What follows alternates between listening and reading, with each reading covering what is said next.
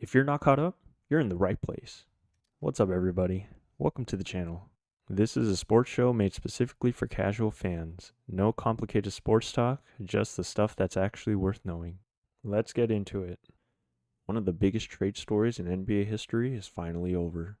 Giannis Antetokounmpo, two-time MVP, NBA champion, one of the best players on the planet, has been traded from the Milwaukee Bucks to the Miami Heat.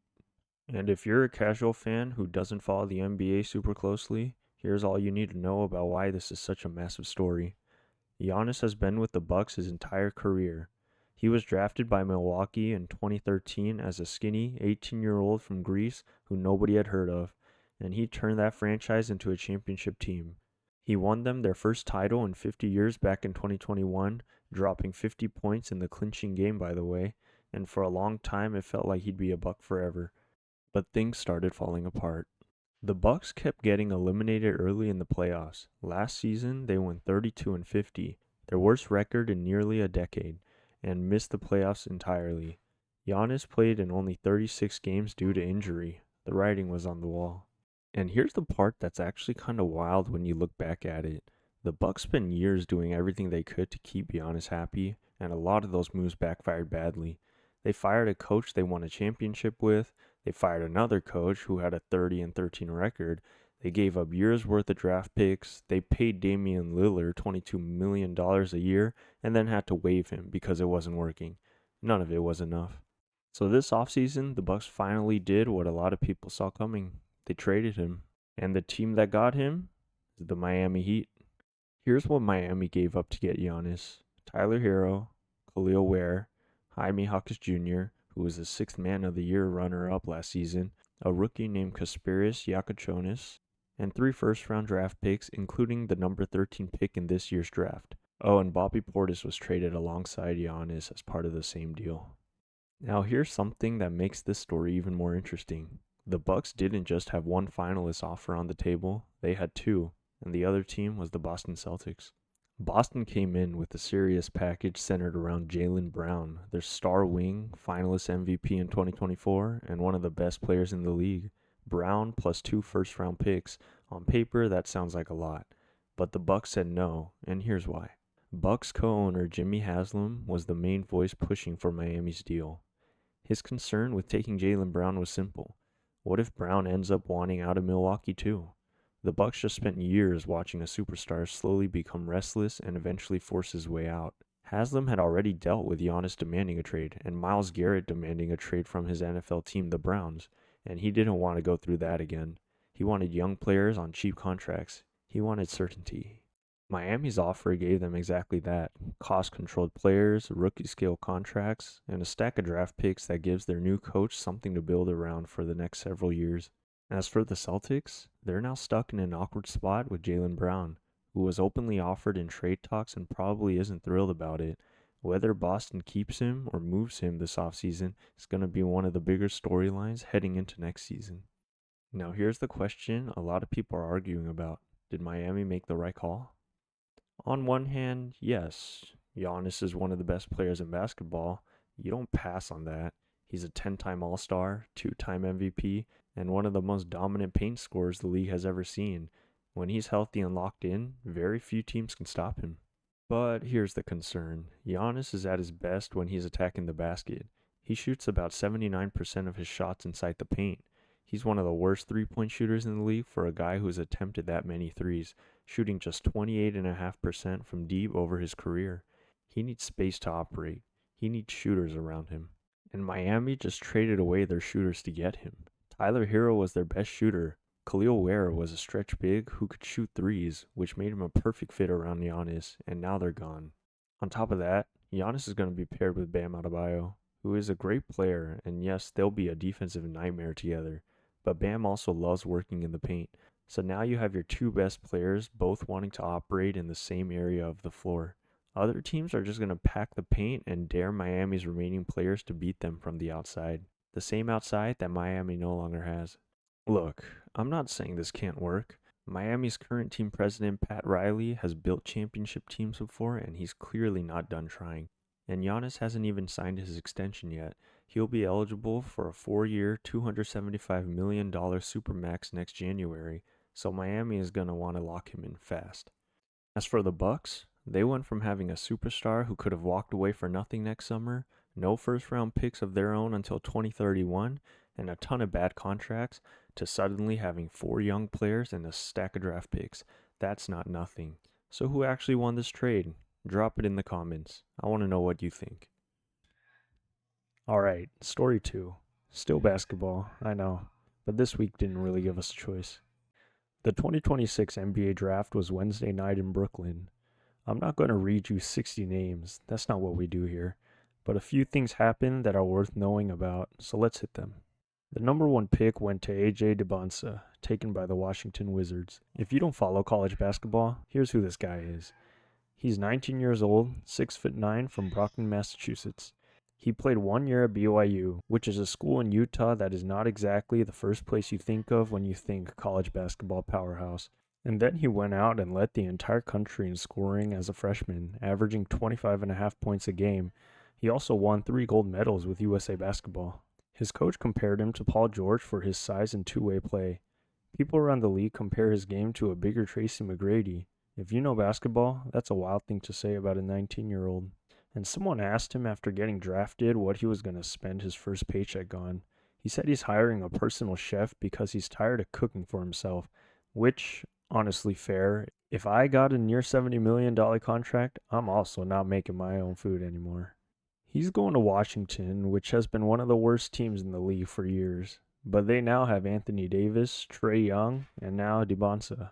That's a roster that could turn around fast. Now the number 3 pick was Cameron Boozer, going to Memphis. And his story is simple. His dad is Carlos Boozer, who played 13 years in the NBA and was a 2-time All-Star. Most people know him from his time with the Jazz or the Bulls. Cameron went to Duke, played really well, and on draft night, his dad was sitting there watching his son get drafted into the same league he played in. That's a cool moment no matter how you look at it. Now remember in the Giannis story how Miami sent 3 first-round picks to Milwaukee as part of the trade? One of those was the number 13 pick in this draft. So while Miami was on one side of the building celebrating getting Giannis, the Bucks were on the other side already collecting the pieces for whatever comes next. The draft and the trade basically happened at the same time. Oh, and there was one more moment from draft night that I have to mention because it's too good to skip.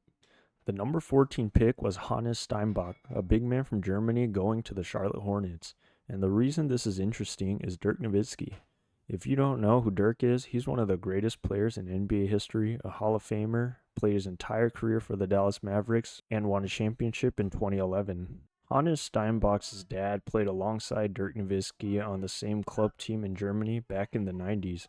The two families have been close ever since. Steinbach has said he spent time with Dirk growing up, so when Hannes got drafted, ESPN had Dirk send a live video message. Really cool moment, except the audio didn't work. Millions of people watched Dirk, one of the most iconic players in NBA history, giving what was clearly a heartfelt message in complete silence. Nobody could hear a word. The internet immediately went nuts. They eventually got the sound working, and Dirk said, "I've known you since you were born. I followed your journey, and I'm super proud of you and how you've handled everything," which is a great moment. But the muted Dirk clip was funnier. We'll see these guys on the court in October. Keep an eye on them.